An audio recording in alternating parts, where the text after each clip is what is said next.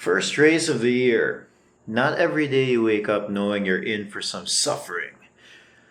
Let's do it. This is gonna be the recap vlog of the No Boring Race 2025. Villain, that's the bike shop. We partnered with UTB Ubanta Bike. They did most of the work and they did such a great job. So thank you guys. Thank you UTB. I'm looking forward to future races. Anyway, the No Boring Race 2025 featured tons of climbs. The first climb is Cebu's most popular climb. It's JY to Buak. It's about 7.7 kilometers with an average of 6.4%. It's not my favorite climb, but it is one that you need to do in order to get to the good stuff. While I wasn't really racing it, my goal was to go as fast as I can, obviously, but also to finish. But there definitely were people racing this because that's what racers do. They race. I'll be doing my best because the route demands that, but I'm not gonna really be racing. Unfortunately, I am not at the same caliber as these guys. So, don't expect compelling head-to-head footage. I started with my HCAT, which is 36 to 49, and I was immediately left behind by most of the actual racers. Quick thoughts about my bike setup. The frame set was the Highlight G7.2 in a medium. As a titanium frame, carbon fork. I had my Chop Suey Ultegra GRX group set on it. It was the group set for my Canyon in-flight. And the DT Swiss wheel set from the Canyon in-flight, along with the Kenda Flintridge Pro 700 by 40 tires. And I think the setup was really good for this race because it was light, so it meant I could climb reasonably well. It's not the lightest bike, but it's light enough, especially for a gravel setup. Also, it's the type of tires that were good on the road and also good off-road. Titanium, it withstands the elements well, so all the flying rocks didn't bother me, and I didn't even mind when it swam in the water a little bit. Spoiler alert. In terms of the geometry, it handled super well, especially in all the downhill stuff. No speed wobble, no jittery handling, just super stable going down the badly cemented roads and even the beautiful gravel ones. There were a few things though that happened to the bike, and the biggest weird thing that happened was the handlebar nudged slightly forward during the downhill. I hit some very jarring potholes, and and titanium makes a very alarming sound when it gets hit by a pothole. So I think the carbon on the stem and the handlebar just didn't have enough friction between the two surfaces, so it moved a little bit, but it was still bolted on really tightly. I think that has more to say about the carbon stem and carbon handlebar from Zenino than anything.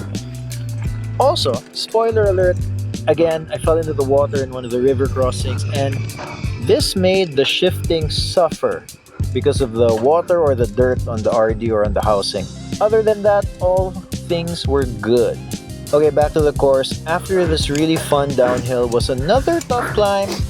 This is a climb called mak-a. Kamu na yung makauna eh, kay... Oh, ganda yung video. Salamat. This is where they're gonna kill me. It's only 2.76 kilometers, but the average gradient is 12.1%. So these guys in the video, they were also in the 50 and up category. I was able to keep up with them in the flat stuff and the downhills, but as soon as the steep stuff arrived, my weaknesses showed. As a hobbyist, I'm probably an above average climber, but the guys who joined this race were not your average hobbyists. Hence, this is where I slowly lost them.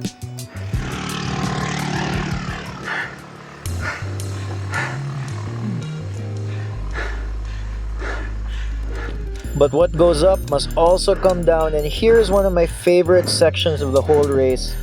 This is the downhill to Malubog Lake. It was so much fun. It's a proper gravel downhill, fun, fast, and smooth for a lot of the way. And the highlight G7.2 frame in combination with the Kenda tires made for confident descending. Although I talked to one of the fast guys who used the gravel bike. I think he used a Trek. I forgot exactly what bike he had. He ended up finishing third in his HCAT, I think, and he was going up against a lot of the mountain bike guys. And he said the mountain bike guys had an advantage in the fast downhill because they could go faster and with more confidence. According to him, his gravel bike would slide a little bit, but I suspect he had a big advantage. Depending on his bike setup, I suspect he had a big advantage on most of the paved climbs, which was a lot of the race. But for me, this downhill, definitely a highlight of the race. I think I have 5 minutes of non-stop footage going downhill before I decided to let go of the camera and put it back in my pocket. So I can't show you all of them, but here are a few highlights of that downhill. How you go? Man, this is such a good portion.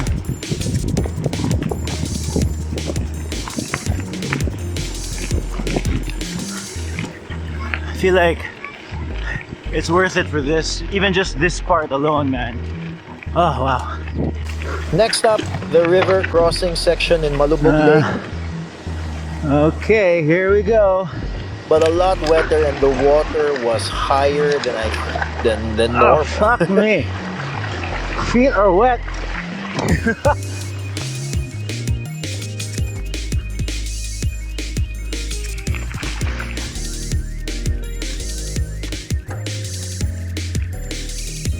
Of course, the part that I decided to stop filming is where I fell. I fell on the water. I literally fell back first into almost knee-deep water. It was like I took a quick dip in the river. Conditions definitely have changed since the last time I was here.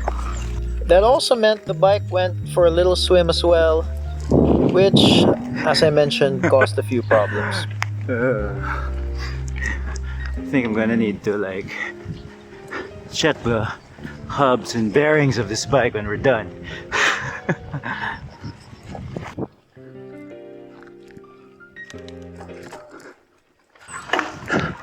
Let's refuel here.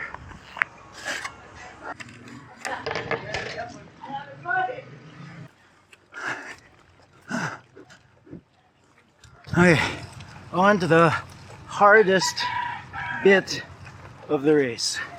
Not feeling great, but not feeling too bad. So let's see how this goes. So this is the dreaded Pangamihan climb. The whole climb is about 6.22 kilometers at 10.7% average gradient.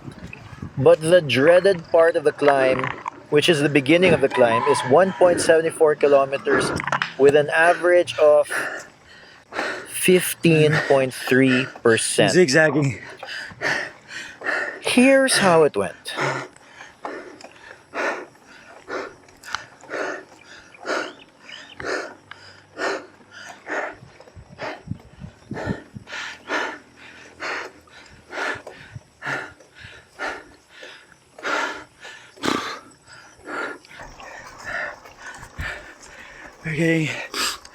We're getting close to the top, I think. I hope. So I made a deal with myself that I'm so tired now. I'm starting to negotiate with myself. If it was still hard, I'm gonna walk. We'll see.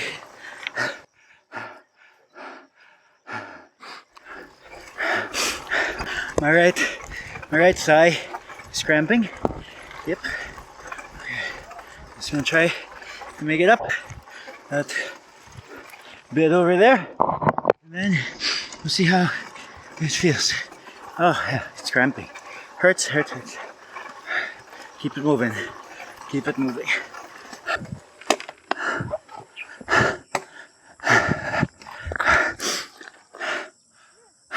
dead. We're walking it up. Oh, my back's killing me.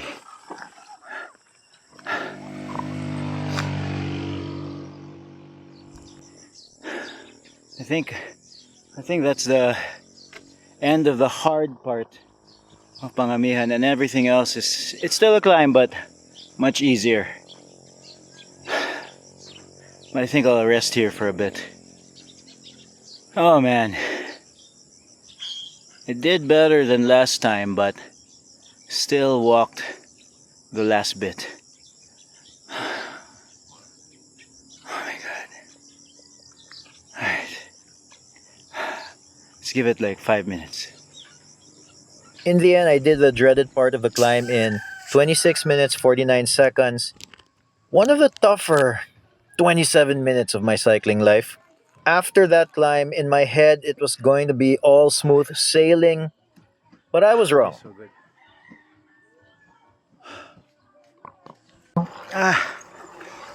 Now my left inner thigh is cramping. Oh man. A while ago it was the right. Now it's the left. Stretch it out.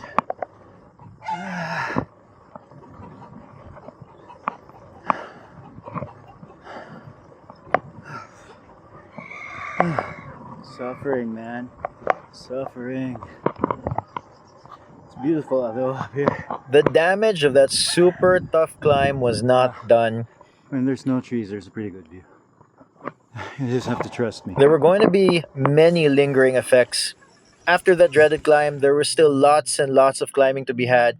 To give you an idea, here's what the Strava file of the whole race looked like. And this was the 1.74 kilometer climb. And after that dreaded climb was still lots and lots of climbing. Hence, lots and lots of suffering. Third cramp of the day. Right inner thigh again. I'm gonna try to massage it on the bike. That hurts a lot. Oh my god.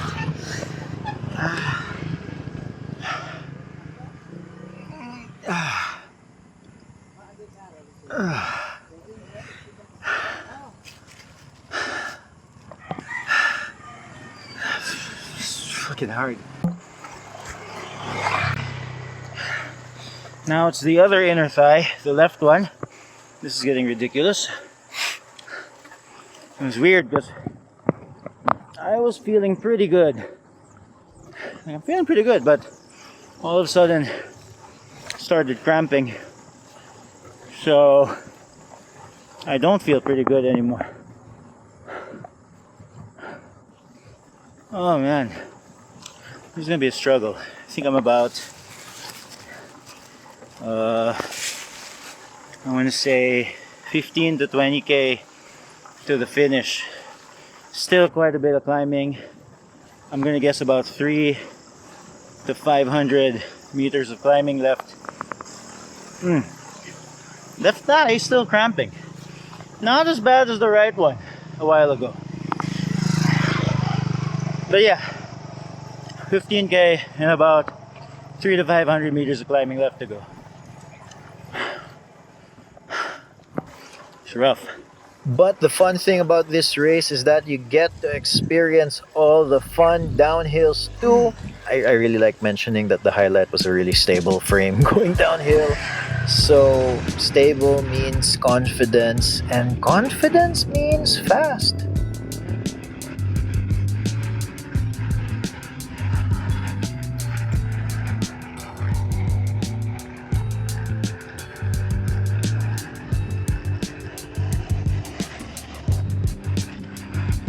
Fucker!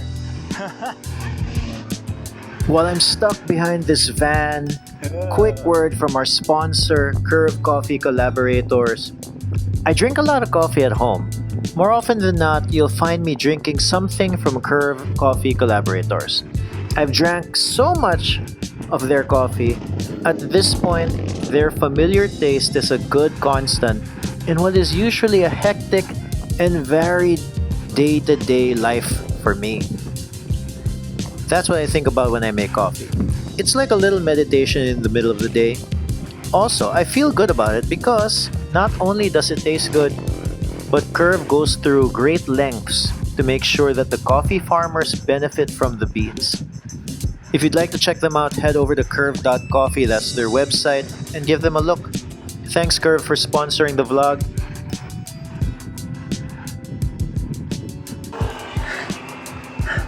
So I was so out of it that I forgot to film the finish line, but here's what the aftermath looked like, with a little help from my friends.